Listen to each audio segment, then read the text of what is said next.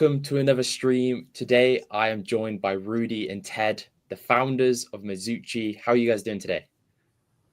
Great. Awesome, bro. Thank you so much for having us. I know it's Christmas Eve, so hopefully we'll get some people to check it out. And if not, they can always watch the replay. Yes, yeah, right. Sure. It's kind of this time in Titan X at the moment. Everything's quite quiet. Everyone's enjoying the holidays, but I think it's going to be good because going into the new year, there's a lot of projects coming out, including Mizuchi. So I'm kind of excited to see what happens early 2025 for all these projects. So I just kind of wanted to start with what was the decision to build? Because obviously, Rudy, you've been a builder in this ecosystem before. Ted, this is your first project. Kind of what was the main driving factor to kind of join forces and decide to build Mizuchi? That's a good question. Yeah. So Ted had actually reached out to me, interested in building a project, kind of wanted to pick my brain a little bit. And we started chatting about this thing, and I wasn't initially planning on like launching any more tokens. I got a lot going on as it is. And I sat down and I was like, yeah, let me work out some ideas. And like, I just like coming up with cool stuff and writing white papers. Like that's fun to me. So I sat down and I wrote what's now the Mizuchi white paper, and I showed it to Ted. He's like, dude, this is sick. I was like, yeah, we have to do this. So that's kind of how it was born in a nutshell. Yeah, like I said, I wasn't planning on doing any other projects, but I just really love like the dynamics and with Mizuchi, and it's kind of a culmination of everything that I've learned over the last year. So I would call this my Magnus Opus. Nice. Opus. Yeah, because all these new kind of tokenomics that we've seen come out of Titan X, they are all new. So kind of going through the thought processes of how to kind of merge them, tweak things, it's all fresh to everyone. And I imagine you as a founder being here, being an OG since the very beginning, you have a lot of these ideas kind of develop, seeing how other projects play out.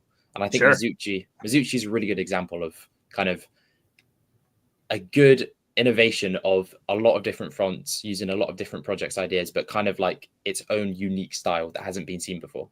Yeah, absolutely. It's a really good way to put it. It's interesting because Titan X projects are like nothing else seen in general, right? Like if we had seen any of these singular projects out in the wild a couple of years ago, we'd been like, holy shit, dude, this is like, and now we have builders on top of builders on top of builders, all innovating and building together, learning from one another. And things can only just keep getting better, in my opinion. Yeah, I 100% agree. And building projects, stacking all these projects on top of each other, it's just going to be so good for the future of Titan X, because the ultimate purpose is to burn Titan X and everything else is just going to benefit from it. So I've got a question for you, Ted, then. So obviously you were in contact with Rudy at the beginning, but what kind of led you to decide to actually pull the trigger and become a founder? That's a good question. Definitely. For some may know that actually initially I was really ramping up and looking at starting Titan Guardians. A lot of people, a lot of OGs, a lot of people that have been in the community a long time probably know that, or at least now they do. So with that, there came some challenges and stuff. So that kind of got sidelined. But it didn't take the drive or the desire to want to get more involved. And I figured I'd test the water by starting out with the Titan X Lounge, to see how receptive the community would be to that approach. That was surprisingly, that turned out quite well, honestly. And we got a waiting list, and I like that, that people actually want to come on the lounge. So that kind of gave me a little more confidence to actually say, you know what, let's look at how much this would cost. Who can I trust? And quite honestly, when it came down to honing in on all that, I really reflected on when I started, who I got to know initially, who were the faces that I connected to when I first found Titan X, and then how they were persistent and how they, I guess, I should say, evolved into the ecosystem. And there's certain characters in Callum, you know them, Rudy, you know them, that they're just like pillars. They're like people you could go to and ask questions and know that you're going to get a good answer. And it's weird. All winds and arrows started pointing to Rudy, and he was my choice. Honestly, Yeah. because it was just his personality, his character. We started talking. I think we developed a rapport. We started testing the water a little bit amongst each other in our concepts and our ideas, and we had to do some rebranding. But the thing is once we embarked on that, once we started that together, it was weird how things just started to click. It was like, wow, I was kind of thinking along that lines, and then we came up with ideas, and we liked our ideas, and then we both kind of went in our own different directions to explore them, and then we presented our findings to each other and like hashed through them and stuff. So, really, it's a whole process evolution that you would see in any type of business, except we're doing it in this environment, and Mhm. it's remotely done. It's done through eye contact, voice, experience, time, and trust. And I chose Rudy. And now we have Mizuchi. And I'm super excited because there's, like Rudy said, there was a lot of things that have happened in the past year. And a lot of things I felt personally, this is just a personal feeling. A lot of the things that were the lures to Titan X beyond the token and the tokenomics and the future of what it potentially could become, because everything that we're talking about here is non-financial advice. I saw that as more projects started coming online, I started to lose a little bit of focus of actually what I fell in love with Titan X, and that was the dragon, the concept, the lore, the mystery, the magic, all that stuff. And I started in the ecosystem evolved in a very positive, beautiful way. But at the same time, part of what I fell in love with was starting to drift away in a way. So I kind of wanted to bring some of that back, and Rudy liked it, and we liked it, and we started working together. And dude, I'm becoming like hooked on this whole process. Yeah. And what we're working on is truly beautiful. It's wow, it's incredible. I think that is such a good point, because just looking at the artwork alone, it is not, we haven't seen this really in Titan X. Like this artwork and the way that you guys are marketing it, all the like design, the visuals is just insane. So definitely hats off to you guys. I think it's a really good way to stand out and kind of draw people's eyes in with this kind of unique style. And like you were saying, Ted, to kind of bring this lore in that you kind of drove you into Titan X in the first place. And I'm sure there's a lot of other users out there who probably have similar experiences.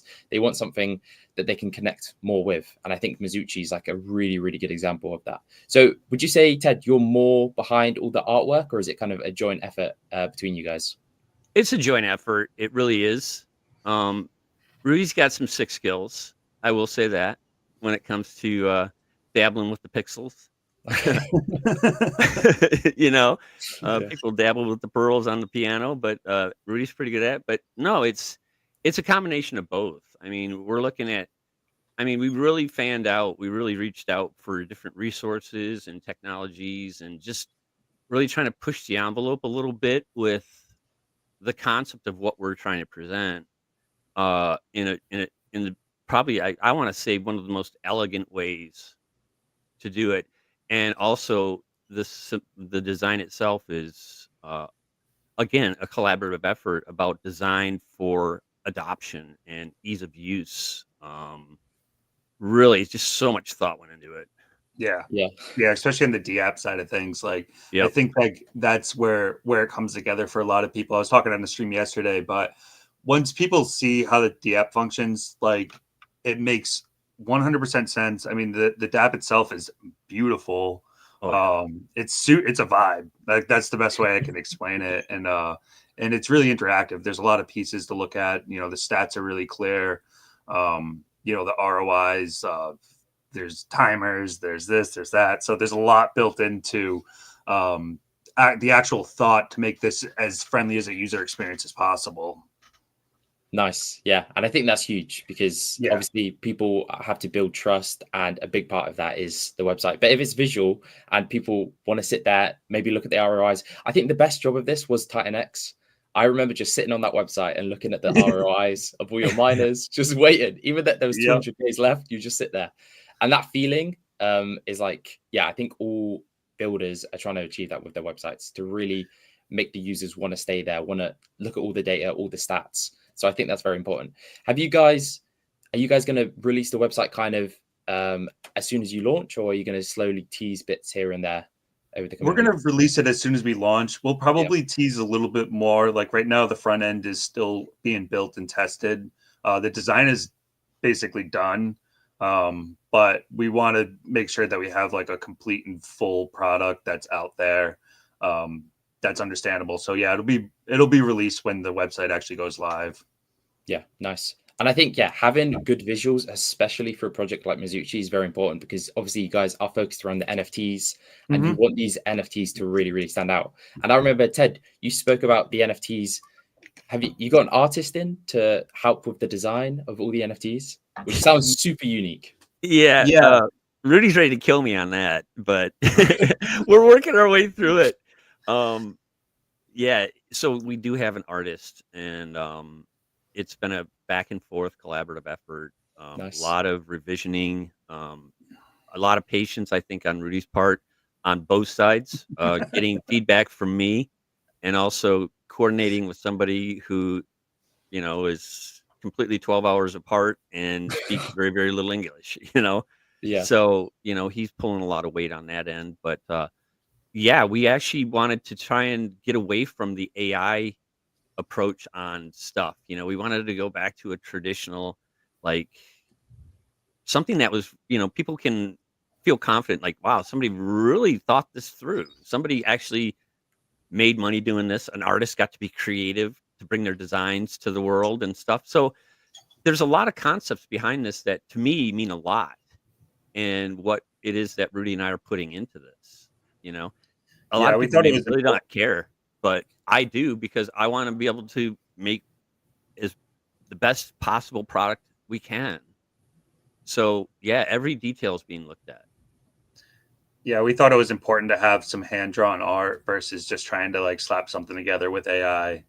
Yeah. So it's a big process for sure, because when you try to describe something and it comes back and you're like, maybe we could try this, and little edits take a long time. Yeah, So it's as equally as detail oriented as building the code and everything else. Just as that visual aspect.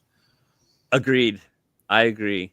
Because some of it it's like you're looking at the same thing so many times. Yeah. And you're looking at the subtlest changes to make sure that what it was that drove you to get that change done in the first place, to make sure it fits. Yep. And it's just been I don't know. We've been dealing with this artist for like, what, a month? At least, yeah. At least. Maybe longer. Yeah. But I think it will 100% be worth it. Like, obviously, it's more difficult, but you get it's so unique. Cool. Because like all the AI stuff's good. Like, it's really good for all the visuals, but it's being repeated now by every project. I think if you guys bring in this, it's going to be very unique. But like you say, if you want to make changes, it's a more lengthier process. You're limited. Your hands are kind of tied in a way. In some of the steps we chose to take, our hands are tied. We're putting our faith in other people in ways that, and then you're, especially with the graphic, like you said, Rudy, it can be tough trying to describe what you see in your head in words. Oh yeah. Yep. I agree with that 100%. Even making designs for websites and stuff, it's always difficult to translate to someone that hasn't got the same idea as you. And it definitely sounds like that's the case if you're doing handmade, very specific NFT art. It's probably the most specific you can get. Yeah, absolutely. Yeah, I mean, at the end of the day, the people are seeing the artwork. They're seeing the DApp, how that functions, how it looks like. And like you said, with the Titan X stats page, like leading into this, you want to have that bit of stickiness, or a lot of stickiness, I should say, so that people are continually coming back to the site, checking it out, seeing where things are at, seeing how much has been burnt, seeing how much is in auctions, etc. I think just having like accurate metrics is a really great way to display transparency in an easy way too. Yeah, you definitely get the information in front of you. It's nice. 100%. Yeah. So getting on to Mizuchi, do you guys want to give a quick elevator pitch and then maybe the value proposition of why people should be looking at Mizuchi and getting ready for when it launches? Sure thing. Yeah, so Mizuchi is essentially a hybrid NFT project that kind of takes this whole thing to the next level. It hasn't been done before. I can confidently say that. I mean, there's have been other hybrid NFT projects out there. I mean, I have one, and there's other ones that have done really well. But I really wanted to focus on the aspect of a fair mint or a fair launch, where there's an 8-day minting phase, and in that 8 days you're able to mint a Mizuchi NFT. And at the same time, when you mint a Mizuchi NFT, there are tokens, the equivalent amount of tokens at a 1-to-1 ratio with X28 Titan X, that get minted to a vault, which is called the wormhole. And so you kind of have like these parallel things where people can swap their NFTs back into the tokens, or if they own the tokens already, they can actually swap into NFTs. And what this provides is a really valuable lockup mechanism. So initially, most of our supply will be locked in NFTs. After the NFT mint concludes, after 8 days, on day 9, there's a perpetual auction that begins. And we've really put a lot of thought into the numbers here, and basically trying to create an auction system that will last a really, really long time. We always want to be bringing economic energy back into the protocol, and that's been a huge focus of ours. Like an 88% buy and burn, like 88% of everything that gets deposited is going to be used to buy and burn the token and feed the auctions. And we really wanted to keep that element, because when you start taking pieces away from that, that main core like whale that's always buying and just tossing tokens, it starts to pull away from other aspects of the protocol, in my opinion. And I really wanted to build this in a way that not only locks supply, burns supply, and feeds the perpetual auctions, but also offers people an incentive to hold, purely on the fact that, there's a huge buy and burn in the background that's always buying, burning, feeding, like actually what I really want to work on is like a flow chart for Mizuchi. Because when you start to see how all the flows work, like everything feeds back into itself. It's like we didn't want to like spread out the economic energy. We wanted it to all go back into the protocol. So that's the value proposition. Yep. And I think that is exactly what people are looking for. I think that's what bring a lot of people into Titan X. Titan X is designed to be super aggressive with its buy and burn, but also lock away a lot of tokens through staking. You guys are kind of doing that through the NFTs, and the lower the liquid supply, the more effective that buy and burn can be. And like you said, having 88% kind of attacking that liquid supply is going to be huge. And I do think it is the most important. You really need to keep that percentage high. It's very difficult with allocations because there's so many things to think about. But yeah, being able to have 88%, I think is going to be huge. Yeah, definitely. I mean, I really loved a lot of these different protocols and stuff. And again, my focus in the design behind this was to concentrate the efforts towards reducing supply very quickly. And again, another big focus was feeding those perpetual auctions, because, the idea behind a perpetual auction is that it can run indefinitely, right? Granted, we won't know how long they'll run, and it's all based on user participation, et cetera. But, we really put a lot of effort into trying to figure out the percentages and what will work for a long-term sustainable protocol on its own. Yeah. I think that is, a very good point as well, because these auction mechanics are so amazing. Like we were saying at the beginning of the stream, it's one of those things in Titan X that if this was released on its own 2 years ago, you'd be like, holy fuck. But now we have multiple projects all utilizing it, all doing the same kind of thing. Because obviously Shogun is doing this LP web to make sure it's always fueling the auctions. But this, what Mizuchi is doing, is a unique way of making sure the auctions are always kind of fueled. And we'll get into the details of kind of why that is. But Ted, do you want to quickly run over the lore? I know you mentioned it quickly, but is there anything you kind of want to cover for the audience to understand the lore behind Mizuchi? Yeah, so the lore itself, well, actually, it's pretty good. The lore, when Rudy and I were talking, we wanted to, kind of collaborate, work together. I wanted to help him. Obviously, he knew more details on a lot of things than I did. So I kind of took on some of the responsibility, and the lore was one of them. So it was challenging. It really was, because you, the best way to say it, you kind of got to dig deep and really kind of get super creative and tell a story with as minimal amount of words to really capture an audience. So it was a little tricky, but the thing that was neat about it is, in the process of writing it, is where I actually became ultimately connected to the project. That's what really bound me to it. And that's where I started to fall in love with it. In a weird way, that's what I'm going to say, but it's true. And so I just sat back for a couple days, thought about my journey through Titan X. I thought about my career, because Mizuchi is basically a water serpent dragon. I've been in the water industry for over 35 years. I'm a big environmental person and outdoorsman. So I applied all those thoughts and feelings into the lore, and I thought it turned out pretty good. So, and I'm sorry about the background. We got family in town for the holidays. No worries. It's understandable. Yeah. So Mizuchi kind of represents more than just a name. It's kind of like your journey through life. And I really like the stream we did before. You have that sculpture of the Oh yeah, of the dragon that you had since you were young. oh And yeah. He's up I here. yeah, do you want to grab it? I just really like projects that have like really interesting thought into the names. Yeah, that's awesome. And didn't you get that when you were really young, Ted, right? Yeah, I got it when I was really young. I got it in 1974. I wasn't there.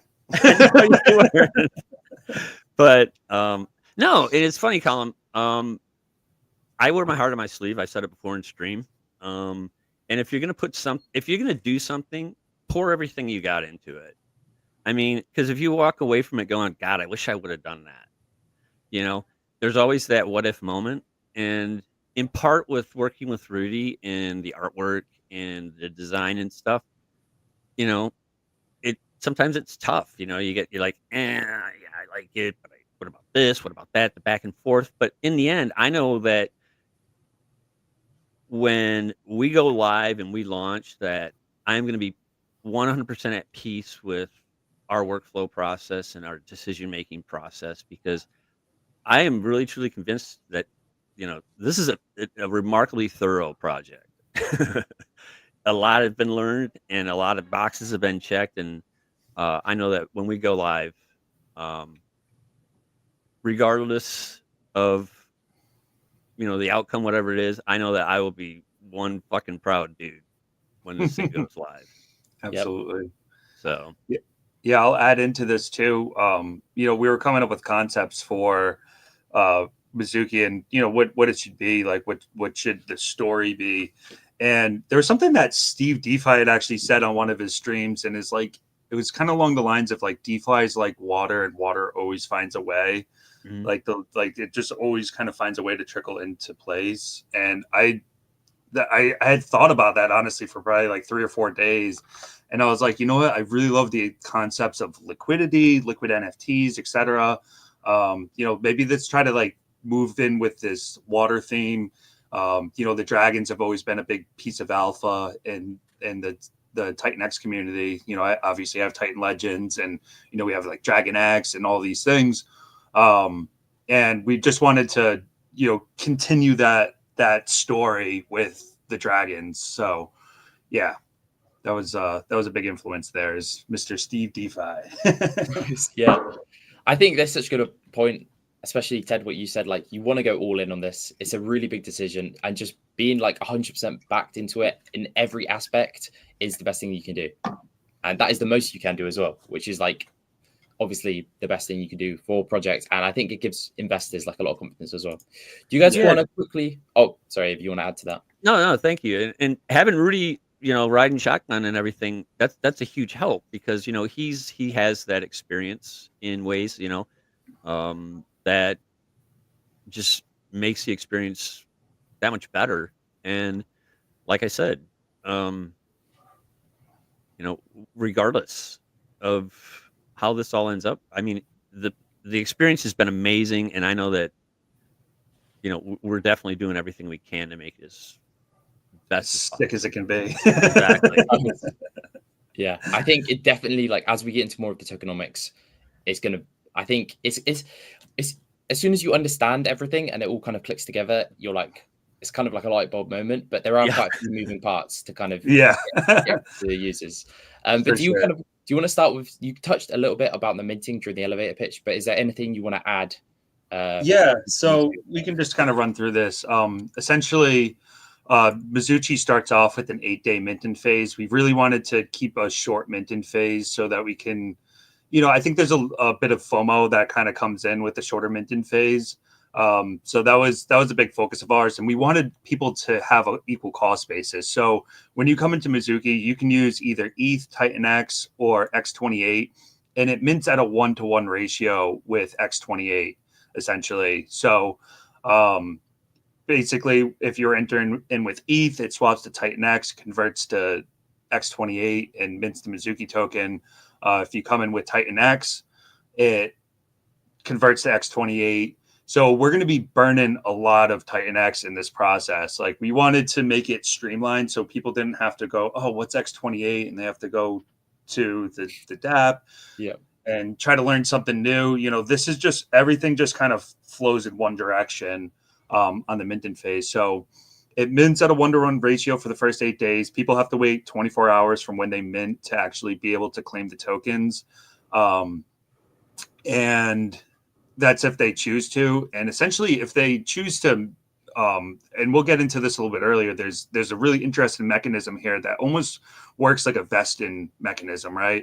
So if they choose to swap into the tokens early, there's essentially what we call the Serpent's Due, which is more or less a tax or like an early forfeit, similar to ORX, where those forfeited tokens will actually go to feed the perpetual auctions, which was another avenue to boost the quantity of tokens in the perpetual auctions right from the beginning, and redistribute those. Because I think the auctions are a really great way of redistribution of tokens, number one, and number two, bring in additional capital into the protocol to keep that buy and burn active.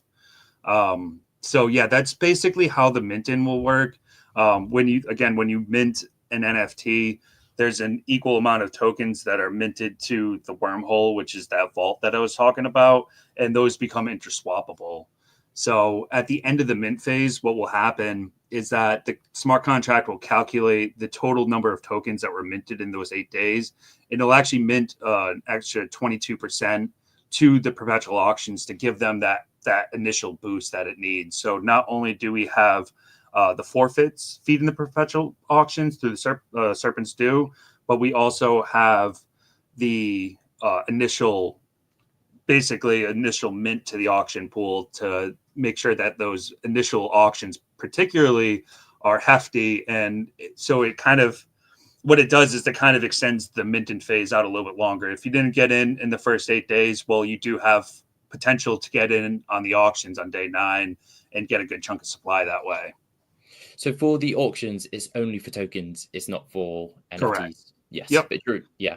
And just so people understand, during the 8 days, they're not minting tokens directly, even that their NFTs are backed, but they're just minting an NFT. And then after 24 hours, they can exchange that NFT for tokens if they want. But like you say, the earlier you do, it's kind of rewarding long-term believers, because the longer you wait, the more tokens you're able to receive from the backing. But if you did, let's say, day 1, and we'll get into this in more detail, but yeah, definitely. If you did day 1, you can get like half the tokens, and the other tokens goes towards the auctions to make sure there's always fuel there. And I really like this concept because it really is just rewarding the long-term believers that mint an NFT and they just wait, because then you can claim your Mizuchi tokens back at a better rate whenever you want. But if you're just in there to make a short-term gain, the system is still benefiting, because a lot of those tokens are going back to the auction. You know who's going to love that? You know who's going to love that is Utah Crypto. Yeah. He's a big guy for like picking up NFTs and just putting them in a vault for like decades. Yeah. So, he even told me, he's like, NFTs, if they're, if they have a value, he says, I buy them and I just hide them. And I'm like, all right, Utah, this one's for you, buddy. Yeah, it's interesting too. Like, I'll get into it more when we talk about the Serpent's Due, like what my speculation is, not financial advice, etc. But yeah, I'll get into that in a little bit. I'll hold off on that. Okay. We Yeah. can probably. Oh, the other thing I want to mention is that there's kind of another element built in where your vesting timer starts at the time that you mint. So there's an earlier is better than later approach with this, where if you mint earlier than the next guy, your tokens become fully unlocked sooner. Correct. Nice. Yeah, that's really good. I feel like, yeah, you do need to kind of program in FOMO into a lot of these projects, and doing the 8-day kind of short period to do it, like you said before, is a really good way to do that. And having this kind of incentive to go in earlier is even Absolutely. better. Yeah. Absolutely. Yeah. And if you scroll down to the bottom, we can discuss the mint in tiers where basically, yeah, you can. This is an outline of how the minting process works. So people can mint, and then it mints an NFT and tokens parallel, and then people are able to interswap those. So pretty simple. Yeah. And I think this is going to be so interesting to see this how this kind of plays out, because it means the starting liquid supply is basically just going to be whatever's in the LP.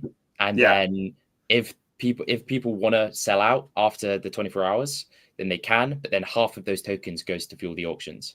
And then after 8 days, yeah, after 8 days, that auction is going to have probably a decent amount. And then obviously you have the 22% of whatever the supply is added on top. And I think that 22% is so much better than just having a fixed number, because it kind of scales with whatever participation is.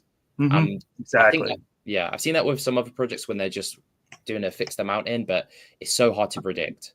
Like, if that's too much or too little. So having just the 22%, very transparent, this is how much. It's not too much inflation for the project. It's just enough to kind of make sure those auctions have more fuel to reinvest into the 88% buy and burn. Yeah, exactly. Everything that comes in, it goes back in the fuel in the project. So if you want to scroll down a little bit, I'll talk about the mint in tiers. Essentially what we wanted to do is we came up with 8 different unique Dragon NFTs that all have a different amount of Mizuchi back in. So essentially we wanted to make this as attainable as possible for people. So when we did this, we chose a very, very broad range, right? 10 million Mizuchi, right? That's probably $6 right now. Or 10 million X28, that's probably $6 right now. Leading all the way up to 15 billion, which is, I don't know, 10,000 ish. I don't have around that, exact number, but we really wanted to offer a wide range. So people, when they mint, they'll be able to mix and match. They can say, oh, I want a couple tier 3s, I want a couple tier 4s, and I want one of the tier 8s, and they can batch mint all of those all in one transaction. And we really focus on trying to make this as gas optimized as possible, since it is an NFT project. So we have essentially on the D app, like a way, it's similar to actually Element 280, where there's a distribute function. So all of the distributions don't happen immediately. They actually happen through that user called distribute function that we'll be calling very, very frequently on our end. But we wanted to make it a user called function, so everything's like super transparent, obviously. So yeah, that should make sense. Yeah. And I really like this approach of there being all these, like, no matter how much you kind of want to go into these projects, you can have a big wide range, for whales to sharks to shrimps. Like, whoever wants to get in, you can get in comfortably with these NFTs. And even if you kind of want to play the game, you can have multiple, let's say tier 4 NFTs. And then if you wanted to sell out like one of them, if you had 4, then you can. And it's kind of like a game theory way to play the game. If you don't want to sell out one of your massive NFTs, it's like you can slowly DCA out. It's like all these different game mechanics that kind of play into it. It's going to be interesting to see what's the most popular. For sure. That's a really great point, is that it allows you to create a ladder within the system. So in accordance with the Serpent's Due and that initial like vesting period, like if there's NFTs that you wanted to cash out a little bit earlier, you could do so without actually forfeiting a large chunk of your bag. So what I would encourage people to do is mix and match and get different types of NFTs, so that they can plan their strategy accordingly. 100%. Yeah. And then should we go on to the LP formation? So obviously, like I said before, this is probably going to be the only circulating supply for however long until people start burning. But as soon as they start burning their NFTs, it just means it's going to be fueling the auctions more. So this is going to be quite an important kind of part of Mizuchi. So do you want to run through the basics? Yeah, sure. So essentially, there's two main liquidity pools. It's set up very similarly to Shogun, and they're a little bit bigger to start because the liquid supply is going to be so low during those first 8 days. But the main pool is the X28 Mizuki pair, and that's going to be 25 billion of each that are used to create the primary pool. That contract is owned by the buy and burn contract, just the way that it gets fed. And it's interesting because what will happen with the fees of this X28 Mizuki pair is that the Mizuki will go in to feed the perpetual auctions from the fees, and the X28 will actually go back in to feed the buy and burn. So we have those two mechanisms. Like, we could have easily just chose to burn it, but we really wanted to, again, make the auctions as sustainable as humanly possible. So essentially, from there's another pool that's the Titan X Mizuki pair, which is 25 billion of each. So it's like you got these parallel pools, and Titan X is pegged with X28. So what we wanted to do is reduce the sell pressure on X28 if people are swapping into Titan X.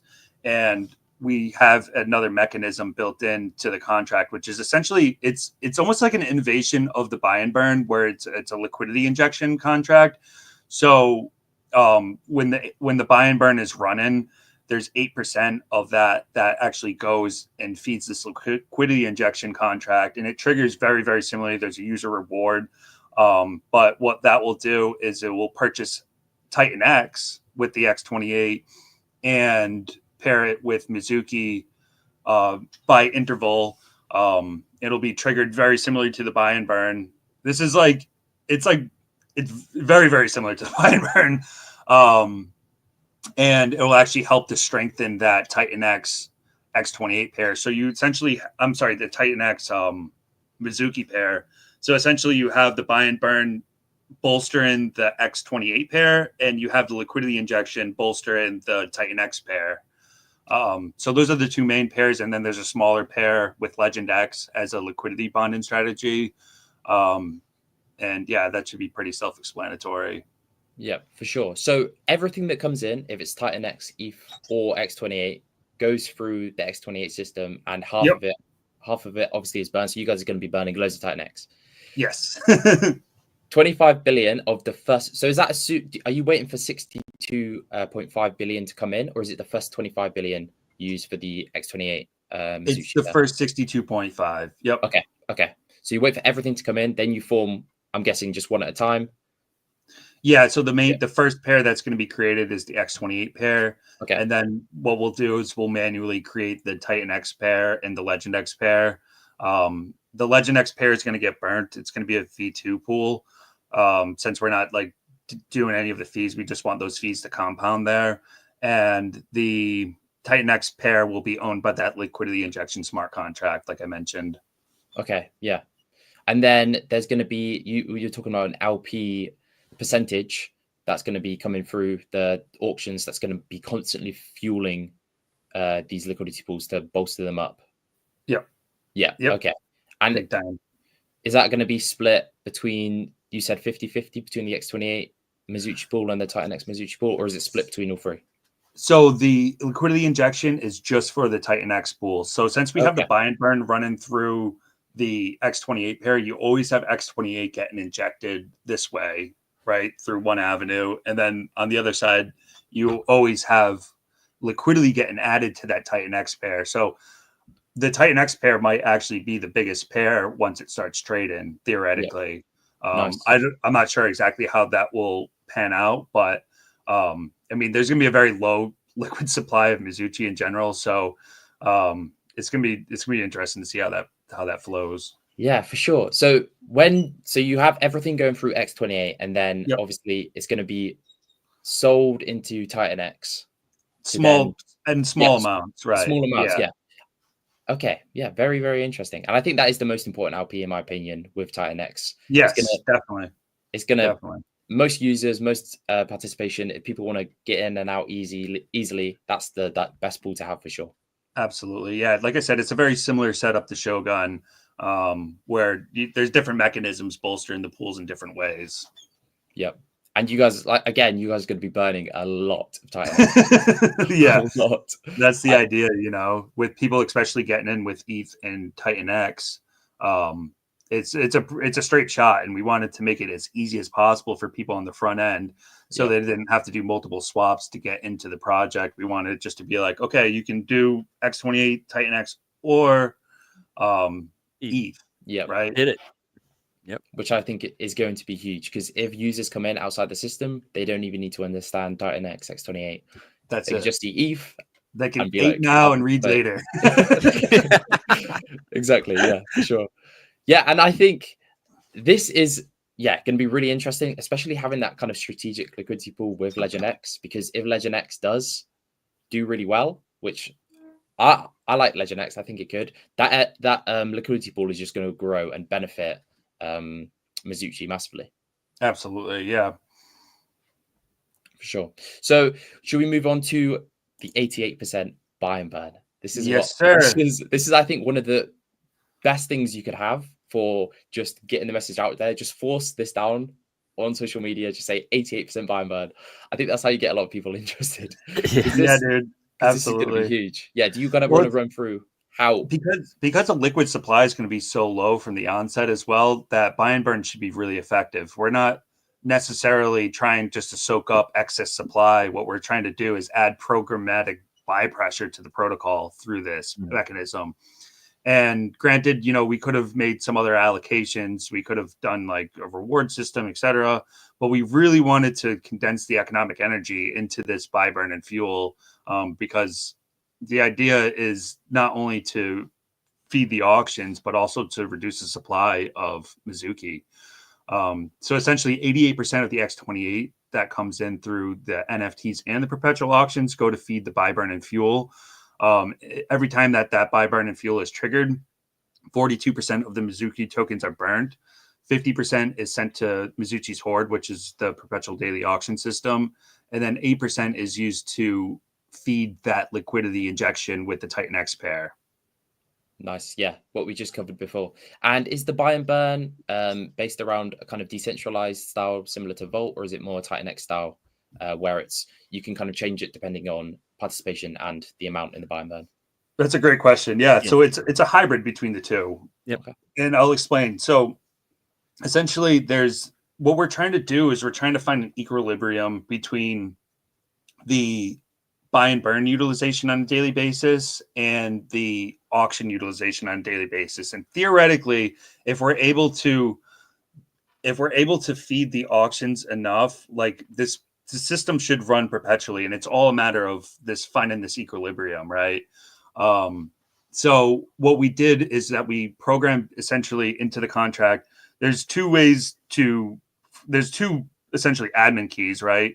One is to be able to adjust the amount of the daily utilization of the buy and burn, and the other one is to adjust the daily utilization of the auction pool. And those keys can be renounced at some point, but we want to be able to monitor it and find that, okay, if we're able to feed the auction pool and it's bringing in an equal amount to go and rebuy the token and keep that circulation going, and if the numbers that we chose are ace off the beginning, we'll just let it run that way, right? And we can actually renounce those specific keys so that they can't be adjusted in the future.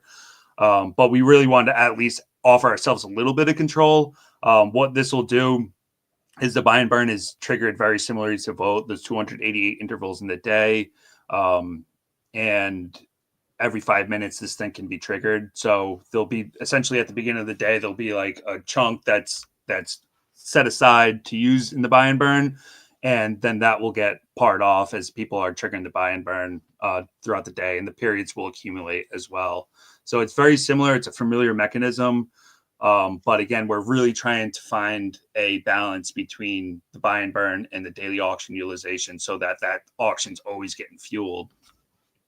Yeah, and I think that's important because obviously the worst thing you want for any project that has these perpetual auctions is for that auction balance to run dry, because that is the power, the backstop, the fuel to make the whole system keep going. So having the ability to make sure that the numbers are always kind of equilibrium, to make sure what's coming in from the auctions is always being brought back in this kind of perpetual nature, that's the most important thing for these projects, 100%. So having the ability to kind of adjust it if the numbers, depending on the market, depending on how much is in the auctions, depending how many people burn the NFTs, I think that's important. So I like that that's in there. Yeah, like we can't just like turn it off. Like it's actually adjusted between 3 and 20% on either one, whether it's the auction utilization or the buy and burn utilization. Initially, during the 8-day minting phase, it's 8% used daily, and after, I'm talking for the buy and burn, is 8% used daily, and after that, when the perpetual auctions kick in, it's 16% used daily. And as far as the auction utilization, it's 8% of that pool each day. Okay, nice. Yeah, and like you said, those numbers are probably going to be completely fine, but just in case. You want to have a little bit of control. Like sometimes I feel like letting things off into the wild, it can be a little reckless if you're just like, okay, let's just pick these numbers and go with it. We wanted to at least have a little bit of control where we can't just turn off the buy and burn, but we can at least adjust those numbers in terms with the auction utilization, because we'd like to actually see the auction pool grow over time. I think that would be really interesting because it will always encourage people to get involved with the protocol. You know, if there's an ROI on a given day, those auctions will need to fill. I mean, that's the theory behind the auctions, is that they're always going to fill. So therefore, we'll always have money coming back into the protocol to continue recirculate and redistribute and burn and supply. It'll be really, really interesting to see how it pans out. Yeah. It is. And what Vault introduced about this, like you could have a capped supply project that has fuel that could potentially last forever. I think that's what all builders are like kind of going around this kind of basis of trying to make these systems work, where the perpetual auctions can just carry on and the longevity of the project will just be there forever. And this is definitely a unique way of doing it. So this is just kind of a more simplified version of what you run through. So the 88% that comes through every single day from the auction starting day 9 is going to be split. 8% is going to strengthen the liquidity, which obviously super important. I think that's a necessity for sure. And then 42% is going to be just straight up burnt, and 50% is going to be sent to the perpetual auctions to make sure that balance is always increasing or maintaining the same, like you were talking about. Ideally, and that's what we're trying to find, is that equilibrium. Yeah. And this is the frequency that you're talking about. So 8% for day 2. So it only starts day 2 when people can actually claim their tokens, which makes sense because at the beginning you don't want to start using the buy and burn straight away. Yeah, little supply. Exactly. So starting day 2, and then that's going to be 8% of the total buy and burn is going to be precise. But obviously, like you said, these can be adjusted slightly, right? If needs to be. Exactly. Yeah, so there's limits on that as terms of what they can be adjusted to. So like I said, it's 3 to 20%. I don't think we'll go as low as 3%, but we wanted to at least offer the option there so that we're able to, again, find that equilibrium once we see participation and how it starts to flow. Do you think during a bear market you'd want to kind of ramp it down to 3% to try and really maintain whatever's in that balance? That's a great question, man. And we are in a bull market and things can get a little irrational sometimes. So I mean, potentially, like we're going to be monitoring it really well. Obviously we'll be gaining some community feedback and stuff too. So we just want to be super, super transparent with what we're doing. We don't want people to think that we just have all control and we're just going to run it the way that we want to. Because that causes problems in and of itself. But what we wanted to at least do is have a backstop there so that we can preserve what we have. For sure. Yeah. So moving on to, we've covered the daily auctions. in quite a lot of depth, but is there anything you kind of want to add? Yeah, actually, that's a good question too. So, all the money, everything that flows into daily auctions is distributed the same way as the initial mint. The auctions are 24 hours each, and 8% will be available for people to auction for from day 9 onwards. And what we did is we introduced a 1 hour cooldown similar to Matrix, where essentially if you enter in the auction in the last hour, you have to wait an additional hour to actually claim your tokens, because we want to give, like, if there's an ROI there, we'd rather give it to a human than give it to a bot, right? And typically what happens in the auctions is that bots will enter in last minute, get the ROI and insta dump, right? If they enter in with a large chunk, even if it's a 10% ROI, it's worth it, right? If they enter in with $50,000 and 10% on $50,000 is $5,000, well, their work's done for the day. Yep. We don't want to make this a bot playground. Yep. So that was something that Mike had introduced with Matrix, and I thought was really smart. So we wanted to introduce that here as well. What's important to note is that if you have multiple auctions throughout the day, if you enter in within that last hour, it's going to actually push all of your claims to be an hour later as well. It's just the way that the smart contracts work. Okay. But on the website, we wanted to make it really clear. So there's timers and stuff, so you can actually see when you're able to claim. Nice. Yeah. And yeah, we implemented that for Phoenix as well. I think obviously that last hour, there's potentially a lot of bad actors that maybe don't even care about the projects. They just see that ROI and they just want to enter and dump quickly. So having that kind of delay period where actual humans who want to be in the project, who participate in the first 23 hours, have it's delaying these bad actors from just dumping their projects basically. So I think it's a very good feature that Mike's introduced for sure. Yeah, and this kind of circles back to what Rudy had said earlier when he started, is that early entry is key. I mean, it really is. Because we're time stamping these babies, So I mean, it's getting tight. So if you want to play, you got to get in quick, and so so there's incentive there to want to jump on board quick. Yeah, for sure. So yeah, that's pretty much it for the perpetual auctions. It runs very similarly to like Volt and other protocols that people are already familiar with, but we did add that 1 hour cooldown. And again, I can't emphasize this enough, is that what we tried to do is lower the daily auction utilization a little bit, so that we're always able to feed it that input through the buy and burn, so that we're able to keep a lot of those tokens locked up in the Mizuki's hoard, but at the same time offer them as a way to redistribute supply through the auctions. Nice. Yeah. And I can see here as well, 4% since the Legend X buy and burn, which is awesome. It's basically, that's going to be a forever burner put onto Legend X. Yes. And that's a huge thing as well, because 4% of a big chunk like this can be a lot. I mean, we saw that work with Element 280. I mean, I have two projects of Jake X and Legend X, and I think at some points, like, there was like 160 billion Titan X in there from like a 4% allocation, just like really significant on such cap supply tokens. Those tokens are very cap supply. Legend X, particularly with how much of the supply is locked, like, people don't realize that 70% of the supply is locked in the NFTs right now. 70%. That's insane. That's actually insane.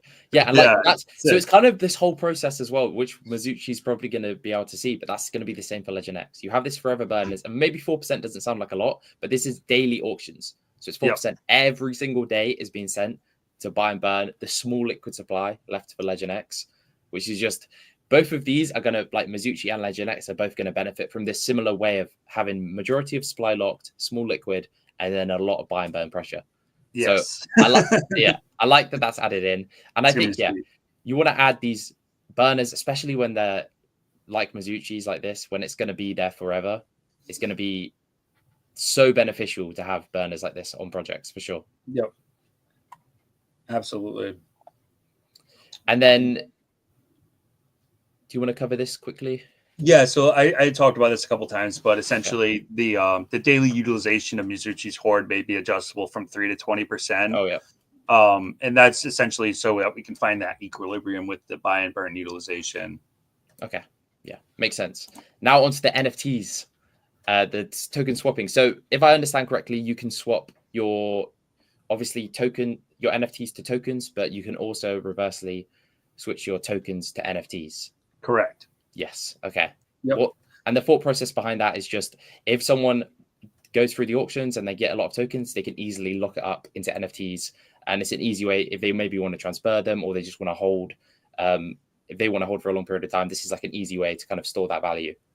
Yeah, that's one point, is that it's kind of like a metric of your diamond-handed holders. And then the second point is that what the liquid NFTs offers is an over-the-counter trading mechanism. So if somebody wanted to actually liquidate their holdings, they could do so without even hurting the chart. They can actually just go list their NFT on the Titan Legends marketplace and sell that way. What we're going to do is that we're going to introduce the Titan Legends marketplace on day 36 of the protocol. And that's essentially once all the vesting's done and everything's everything's running. And it's just a more streamlined way of doing it, so that we're encouraging people to use the protocol. And then once we get into free waters, at that point, people can utilize that OTC trading mechanism. Granted, they'll be able to do so beforehand on OpenSea or whatever if they wanted, but because we have the Serpents due there, it gave a little bit of a complication. Mm-hmm. So we'll be introducing the listing on day 36 of the protocol. Nice. And yeah, I didn't even think about that process. That is huge because, like you said, there's no sell pressure. You're literally just transferring the tokens from one user to the other without any sell pressure, which is huge. And that's going to be that's so interesting. So you're taking out the sell pressure, you're making the liquid supply really small, and you're utilizing a massive buy and burn. It's crazy. Like you said, Callum, like once it clicks for people, like what we're actually doing, and this is not financial advice, but we really wanted to try to maximize gains within Mizuchi. Yeah. By concentrating all of the effort into bolstering the Mizuchi token price. Again, not financial advice. I'm not here to give any forward-facing price statements, but with this mechanism, the low liquid supply, the over-the-counter trading mechanism, the locked-up supply in the NFTs, I'll leave it up for interpretation of what could happen next. It's kind of like all these lessons that, like you said, from all these projects throughout Titan X, it's all kind of been doing different ways here and there to lock up supply, to make buy and burns more effective, to make them more perpetual. Mizuchi's kind of putting this all together and to make a super scarce token that's going to have loads of buy pressure. And it's kind of thought out all these processes of locking up supply, reducing sell pressure. So yeah, when it clicks, it really does click. I'm looking forward to it. I really am looking forward to it. So yeah, I think that's pretty much it. Basically, you can swap your tokens for NFTs and your NFTs for tokens. Yep. There's a standard 3% Serpents due, so that's essentially 3% that goes into feeding the perpetual auctions. And we'll get into the Serpents due and some speculation of how that will end up working on the next part. But yeah, once we get through all the vesting and stuff, it's just a 3% swap fee essentially. Yep. And then what is interesting, though, is what we mentioned somewhat before, but this is kind of the Serpent's Due schedule of how you're rewarding long-term believers. Yep. So do you kind of want to run through the thought process behind this and then how you think it's going to play out to kind of benefit Mizuchi? Yeah. Do you mind scrolling up just a little bit before I start, just so I have some reference? Essentially, what the Serpents Due is, it's a vesting schedule, and that's what the NFTs enable that in a very easy way by interacting with the smart contract and the swap platform to actually, again, incentivize long-term holders. My speculation is that because the Serpents Due starts around 50%, that we'll probably start trading around a 2-to-1 ratio right off the onset. The reason being is that people won't be able to arb down the price or the ROI below that number, theoretically, because they'll be forfeiting half of their tokens. So the Serpents Due, the timer starts as soon as you mint an NFT. And it has an earlier is better than later approach, like I had mentioned earlier, where essentially if you minted before the next guy, then your tokens will fully unlock sooner. So if you minted on day 1, your tokens will fully unlock sooner than the guy that minted on day 8, right? So it induces a little bit of like that FOMO thing that I was talking about. So this is really where the magic happens, because when people decide to forfeit their tokens, that will actually go to just feed the perpetual auctions even more so. So we'll have a good boost during those first 36 days of the protocol within the perpetual auctions. So that they'll be pretty hefty. And we'll be able to bring more X28 into the protocol to buy and burn the token to feed the perpetual auctions. Like I said, I need to really make like a flow chart so people can understand like how things are getting moved around. But yeah, so essentially, like, put it this way: if we start trading at a 2-to-1 ratio, people will get in and they won't be at a loss, right? You don't have to look at this as being like, okay, I start 50% down, because if we're at a 2% ratio, they're entering in and they'll be able to get out. Even if they swap trade away, they'll be able to get out for the same amount that they got in. So essentially what happens is that these NFTs will, and the serpent stew mechanism will allow your holdings to actually grow over time, right? So those first 28 days, every day you're getting 2% more, 2% more, 2% more, 2% more, until day 28, where your NFT will become fully locked. Oh, we had a little skip there.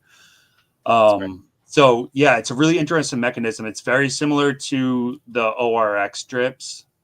That's what I've been kind of referring to when I talk about this, because people understand that, is that your supply will get dripped 2% per day for 28 days. And if we start at a 2-to-1 ratio, you do not start underwater.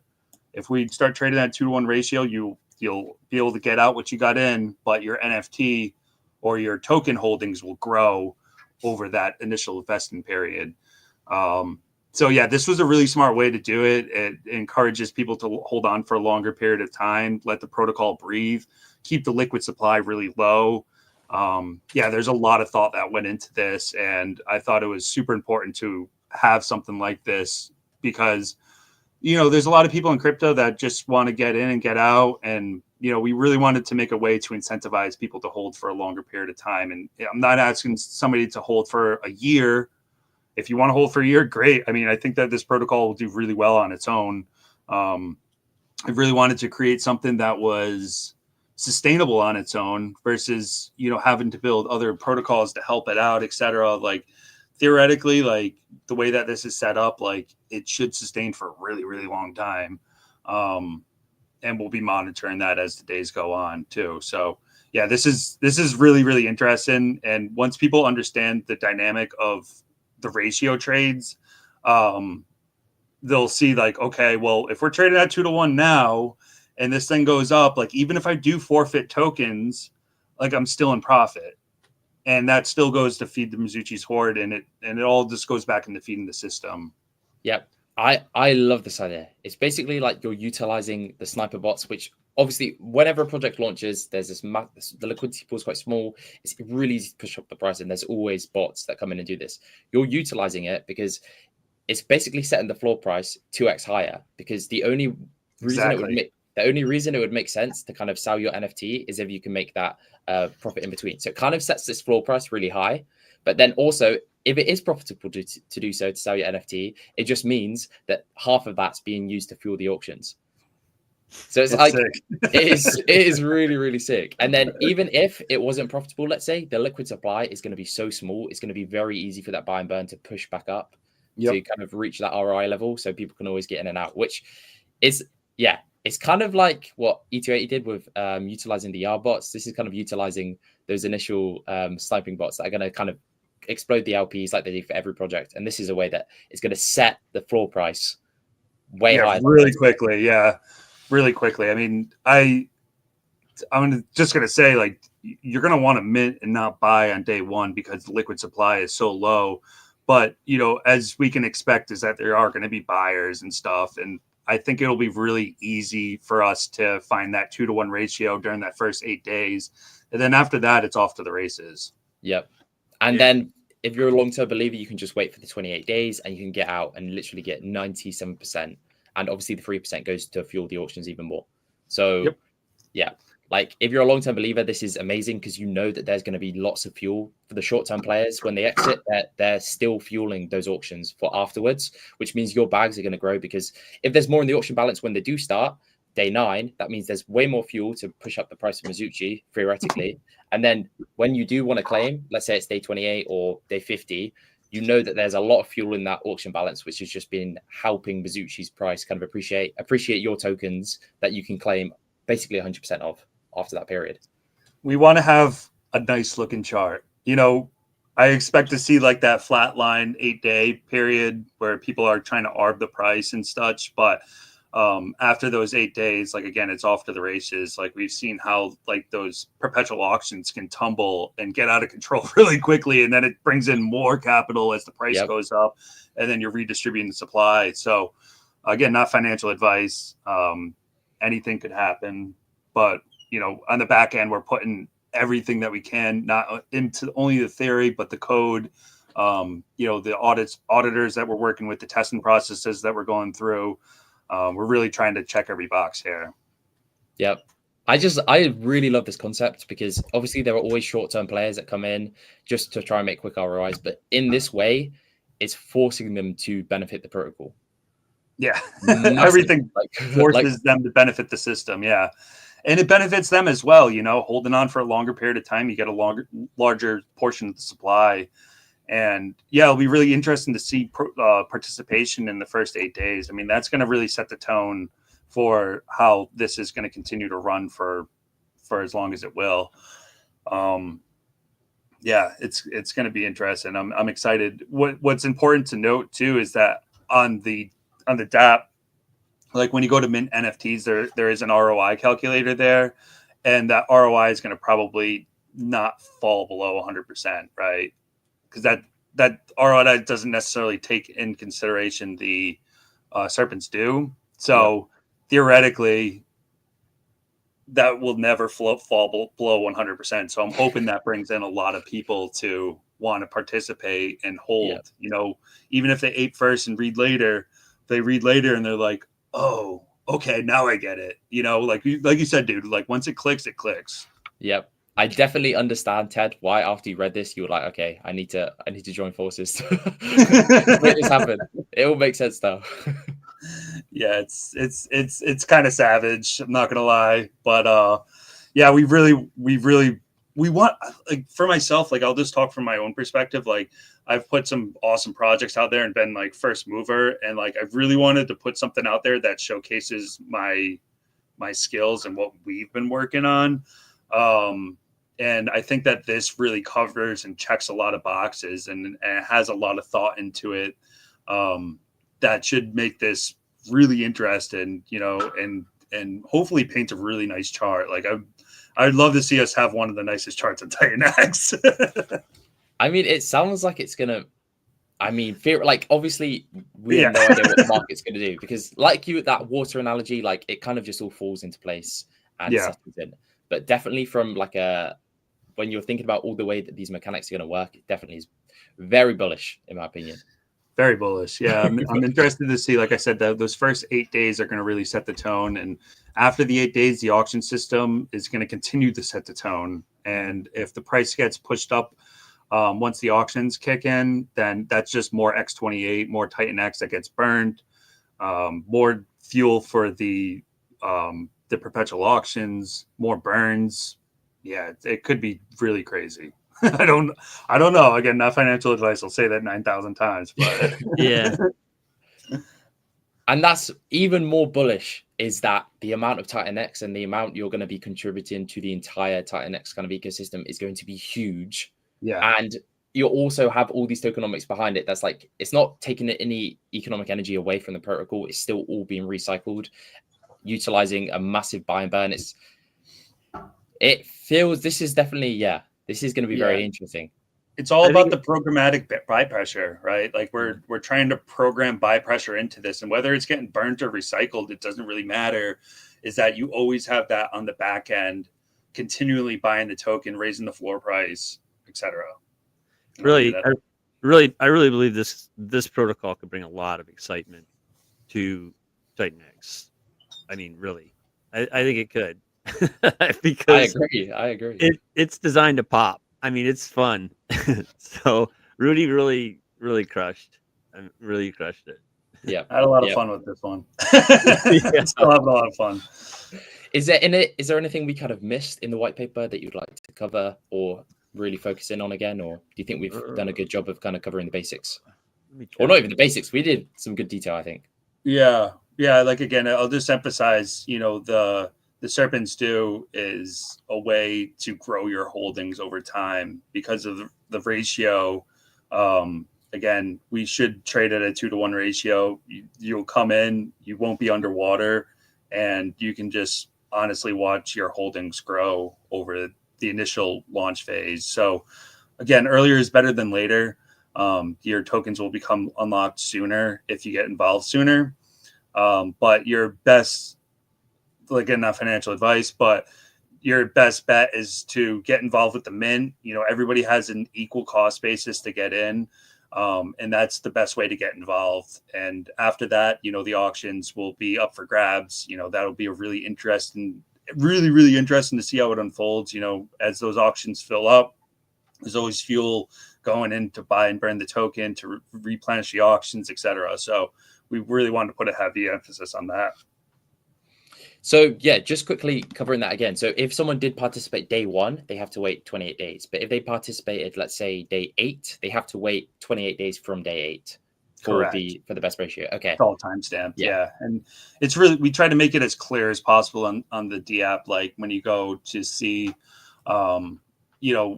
essentially like you'll be able to view your NFTs on the DApp itself, and you'll be able to see what like the percentage is that would be, the forfeited percent.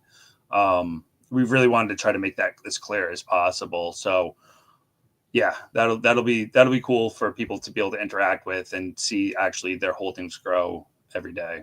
Yeah. And it really is like benefiting the long-term believers because they're going to get the best ratios first all the time. And like you said, if there is a small liquid supply and a lot of buy and burn, and if there is this kind of chance to have that percentage ROI, they're the ones that are going to be able to make the decision if they want to sell out, fuel the auctions even more, but also take a nice ROI is the early believers, which I really like. I think that's me too. I've always been about that. I think rewarding your long-term holders in a way is a really efficient way to be able to encourage continual adoption within the protocols that you're working with. Yeah, for sure. So the question is when? So that's a great question. It is. Right now we're working through our first audit phase. They're doing a load of testing, which is really important to test it in a live environment. We just secured our second audit, which will be mid-January. Reason being is that we're in the holidays and everybody's busy, etc. And they're very independent audit companies, and they're going to be testing this stuff independently. Like I don't think people realize this, but not every audit company runs testing. A lot of times it's just a code review. So both audit companies will be testing, do an independent test as well as a code review, which will be really beneficial to us so that we understand. But right now it's going smooth as butter. I mean, there's a couple little questions here and there, but generally those questions are very answerable and there's a reason behind all of it.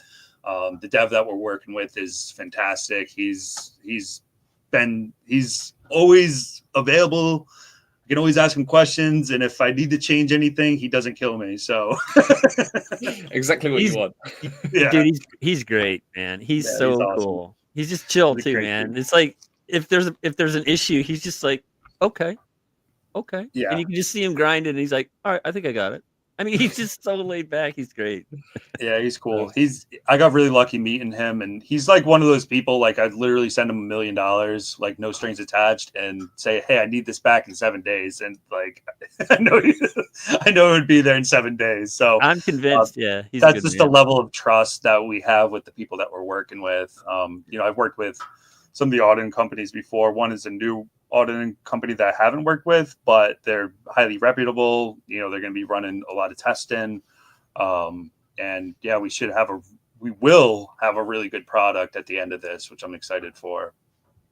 For sure. And them going through all the testing as well, I think is huge, because a lot of the times, like you said, auditors are just kind of doing the code, and then it's up to the dev teams to go through the testing. But this way, it's like, if there are anything, tiny little things you did miss, there's an outside perspective coming in that understands the code and understands what should be happening. So they might be able to catch the tiny little details that, like, obviously human error always occurs. So if anyone misses anything, you have both of these auditors going through it as well, which is, I think, huge for security.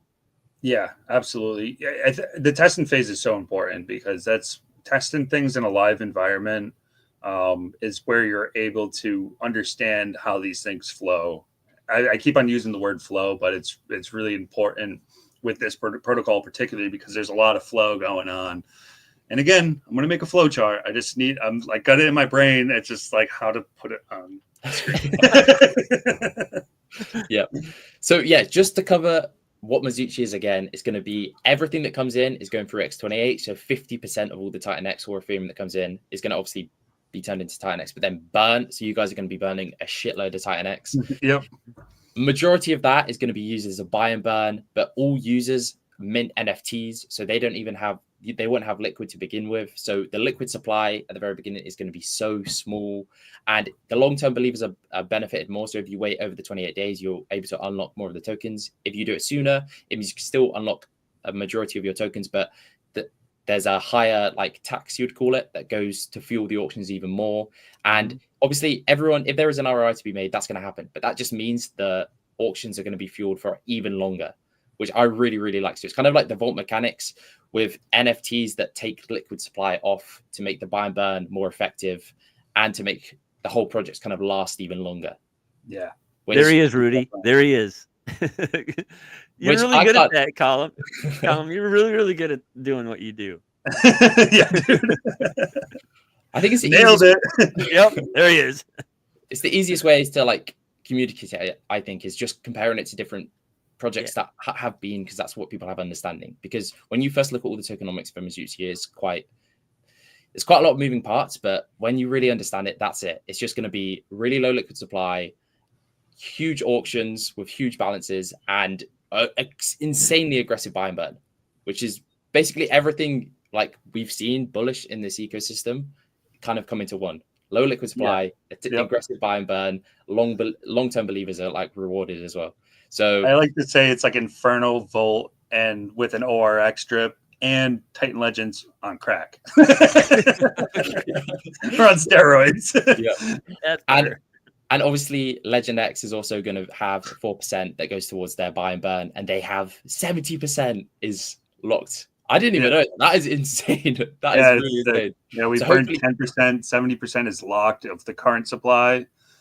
Yeah, that has actually worked out really well. And I actually have something else coming for Legend X soon. Nice. That should help up the lockups even more supply. I'm trying to time it around the Mizuchi release. It's already built, it's already audited. I've been kind of sitting on it just because I started working on Mizuchi and I really wanted to have all of these things kind of work in synergy. So, yeah. And it will, because both have very similar mechanics where a lot of the supply is locked away. There's small liquid, but both have the buy and burns that are just constantly attacking that very low liquid supply. So this is going to be awesome, guys. Honestly, this is one of the projects I think I'm most excited for. Thank you. This is going to be a lot, bro. That is. Yeah, once it clicks, it clicks, and that's what we want to be streaming a lot and doing a lot more stuff like this, like we're doing with you today, just to really get the points across. Because just reading something on paper, it's like, oh yeah, that's cool, hybrid NFTs, yeah.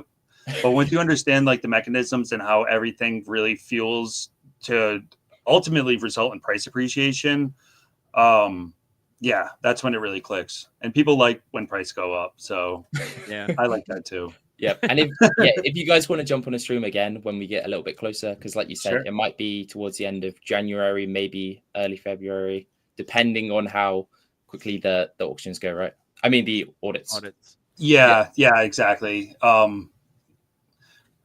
Timing is of the essence. We're trying to get this out as soon as possible, but between everything, we're not necessarily trying to time the market, but it's just more so making sure that the product is fully battle tested and ready to go. Yeah, 100%. I mean, yeah, I think we've covered everything in quite a lot of good detail there. I'm going to be making clips, and if anyone has any questions, where can they get more information about Mizuchi? Very simple. Go to Mizuchi.win. Right there, you have our white paper. You can read a little bit about the lore. All of our links to our socials are there, so make sure you follow us on Twitter, which is really important. We've been working really hard to increase our Twitter engagement, which has been going really well. Hop in the Telegram. We encourage questions. We want people to understand this inside and out, upside down, and inside out, and everything else in between. So it's really important that we're getting this message across effectively, so that people know, when it comes to launch, like what they're getting involved with. We have, say, close 3 weeks or a month or so that we're going to continually do streams and market this and make sure that people understand how freaking cool this is. Yeah, for sure. And I really appreciate you guys coming on. Like I said, I'd be honored if you guys come on again, maybe closer to launch, just to really get the information out there for what Mizuchi is and the value proposition that it kind of brings. So thanks for coming on, guys. I really appreciate it. Thank you for having us, man. You're the man. You're a great dude. Thank you. And thanks everyone for listening and tuning in. Like I said, any questions, go to Mizuchi.win. Callum,